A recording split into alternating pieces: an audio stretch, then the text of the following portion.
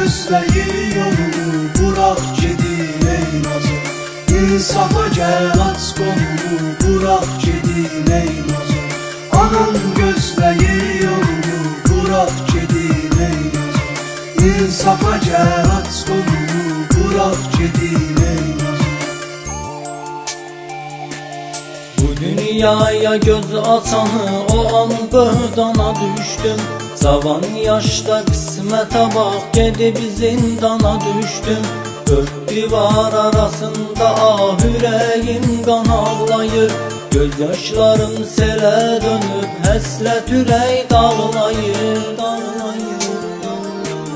Anam gözləyir yolunu, bırak gedir ey nazım. İnsafa gəl aç qolunu, bırak gedir ey nazım. Anam gözləyir yolunu, bırak gedir ey nazım.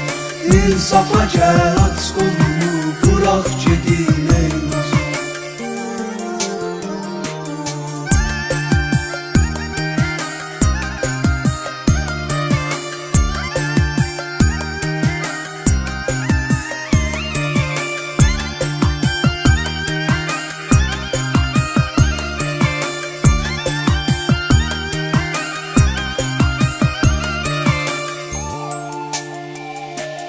Reşotkadan boylanıram, səsləyirəm gəl ana.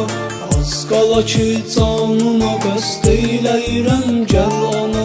İsti döşək və qurbanım, hardadır o yatağım?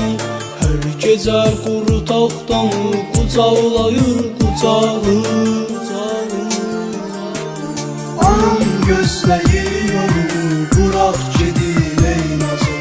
İnsafa gəl aç qolunu, bırak gedir ey nazım. Anam gözləyir yolunu, bırak gedir ey nazım. İnsafa gəl aç qolunu, bırak gedir ey nazım.